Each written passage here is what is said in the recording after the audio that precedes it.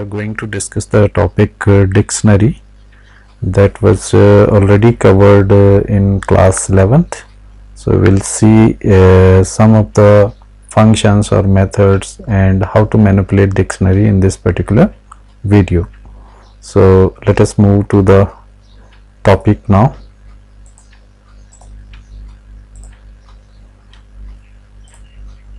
So this is your Thonny editor. First of all, we'll see how to declare a dictionary. In order to declare a dictionary, you should have a prior knowledge of list and tuple, so that you can differentiate between ordered and unordered set of elements. As you know, dictionary tuple and list are both ordered set of elements, because every element has got a fixed index number starting from 0 onward. While in dictionary there is no concept of index, but in place of index we use keys, right? So in every dictionary, the first thing is the dictionary is unordered set of element. Now, how to declare a dictionary? A dictionary is the element of a dictionary are in the form of key and values. So we give key and then after colon sign we put the value. So if we have to declare a dictionary D1, so we will declare it as, and one more thing, the dictionary is always, element of a dictionary are enclosed within curly braces.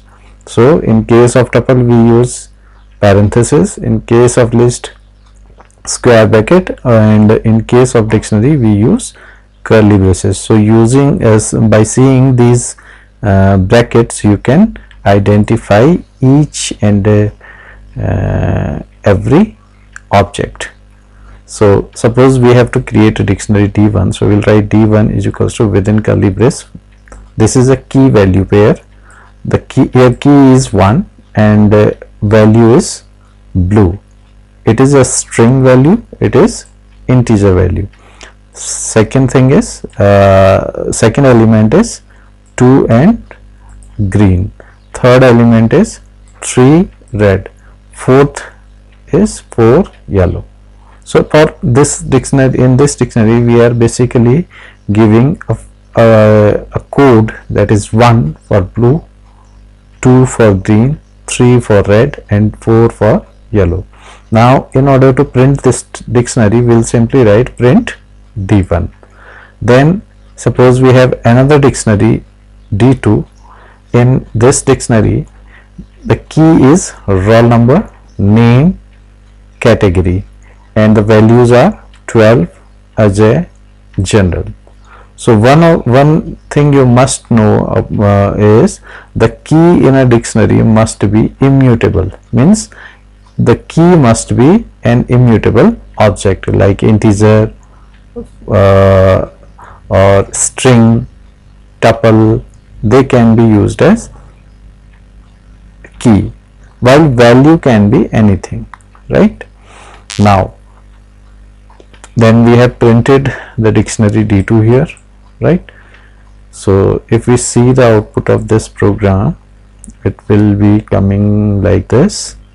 You can see the dictionary D1 is, this curly brace shows that it is a dictionary, and 1 colon the value, 2 colon value means these are key value pairs. So this is a dictionary.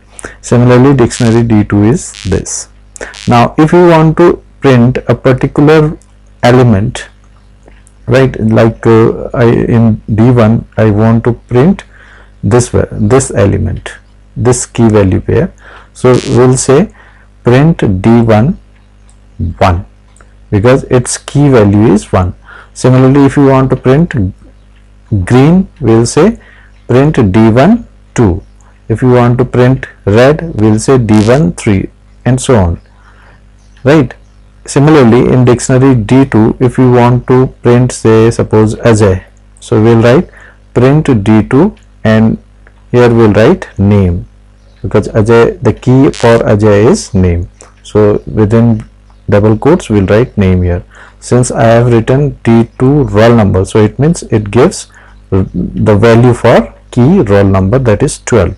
So that's why you are getting blue here, because its key is 1, it is D1, and similarly 12 here because roll number is 12. So this is how we can declare a dictionary, and how to access the element of a dictionary. Now let us move to the second program, that is traversing a dictionary. Earlier you have created a list, you have also created tuple, and in both cases we have traversed them using a for loop. Similarly, in case of dictionary, we can also traverse a dictionary, right? So suppose this D1 is a dictionary, like this. We have printed this dictionary. Now we want to traverse this. For traversing, we'll use for loop for k in D1. So this for k in D1 will take this D1 and will assign its first key, that is 1 to k, then 2 to k, 3 to k, and 4 to k. So this means in k you will have the keys of this dictionary one by one, and when we say print k, it will print 1, and D1 k means it will print the value at key k, that is blue. Similarly, when it goes for the next iteration, now the key will be 2, so it will print 2 and green, then 3 red, 4 yellow, likewise. So if we print this, we will get the output as shown in the output window. Here you can see this is the dictionary, and 1 blue, 2 green, 3 red, and 4 yellow is the output of the given program. So that this is how we can traverse a given dictionary. Now let us move to the third program, in which we are trying to add a new element, that is a key value pair, to a dictionary. Suppose this D1 is having 4 elements, 1, 2, 3, and 4. Now we want to add another element, so that will be, say suppose 5 white. So we will write D1 within square bracket, we will write 5 equals to white, right? One more thing, in order to add an element, we can add only that element which is not existing here, right? So the key must not be present in D1. So 1, 2, 3, 4. So we have written here 5. So 5 is not in this list, so it will add this to dictionary, right? Suppose if we write an existing key here, say 2. If I write D1 2 here, in D1 2 equals to white, then it will overwrite this one. That means this green will become now white. That we'll see in next program. But for this time, if in order to add a new element, we write D1 and the new key and new value here. You can see the output. Here you can see this is the original dictionary. Then after adding this element, now dictionary has become this. That means a new element is added to the end of dictionary. Similarly, let us move to the next program. Here, if we want to modify an element, suppose as earlier I said, if we want to change this green to black, right? So we'll say D1 2 is equals to black. So that will overwrite this value of key 2, right? So if we put existing key, that will overwrite. If we put a new key, that will add the element to the end of list. This is the basic concept. Here you can see this green has become black now. Now let us move to the next program. Now in this code we are learning some dictionary methods. So D1 is equals to, or suppose this is the dictionary, we have printed dictionary. Now if you say D1 dot keys, keys is a method that returns a list of keys. That means this dictionary has 1, 2, 3, 4 keys, right? So it will return a list that contains all the keys of this dictionary. Similarly, d1.values method returns all the values of this dictionary, and d1.items will return the list of dictionary's key value tuple. Means it will return only keys, it will return only values, and while this items will return key value pairs, the list of key value pair are in form of tuple, right? So now let us see its output. Here you can see d1 is this, then dictionary keys are 1 2 3 4, and that is written in a side square bracket. This means it will return the list of keys. Similarly, this values is returning what? A list that contains the values for the different keys in this dictionary, and the items function method gives a list, because this is square bracket you can see here. So this is a list, and in this list each element is a tuple. You can see these round bracket, right? And each tuple is containing what? Key and value, key and value, like this. So these are the three very important functions that we use often with dictionary. Now let us move to the next program, which is update function. This update function is basically used to concatenate two dictionaries. Suppose I have d1 as this and d2 as this. Now if you want to add the element that contain in d2 into d1, I will say d1 dot update d2, right? So whichever is written within this update method, that will be added to d1, right?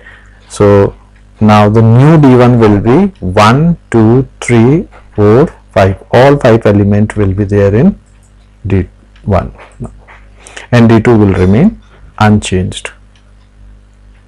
Here you can see d1 is this, d2 is this. Now after saying d1 dot update d2, this d2 will be added to the end of d1. If we say d2 dot update d1, that means now we are adding d1 at the end of d2. So now d2 will change and d1 will remain unchanged. Now the last code is in this we will see the use of len and pop function. As you know, len function is used with all the sequences, either whether it is list, it is string, tuple or dictionary. With all 4 objects we can use len function. It always gives the number of items present in that particular object. For example, if we say len d1, so it will see how many items are there in d1. So 1 2 3, so it will give you 3. Now there is another function called pop. Pop function is basically used for deleting. This pop function was also used with list sequence. So d1 dot pop 2 is the key. So this 2 is key for green. So this element will be removed from the dictionary, and the new dictionary when we print it will give 1 blue and 3 red. This 2 green will be popped out, means deleted from the dictionary. Now there is another function called d1 dot clear.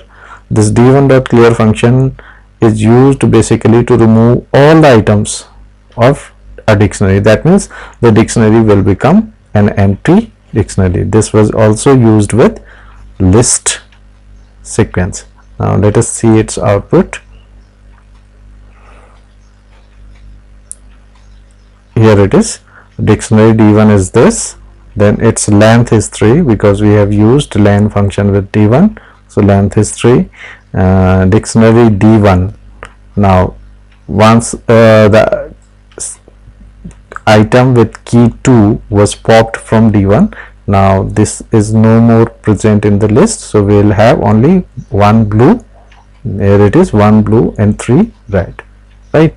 After that we have used clear method, so this will clear the remaining elements from the dictionary D1. So now the dictionary will become an empty dictionary. See, here you can see when we have tried to print D1, it is given empty bracket. So that's all about dictionary. What you can do, you can open your Thonny editor and you can practice all these programs in for better understanding, and you can solve different exercise given at the end of the chapter in your textbook. Thank you very much.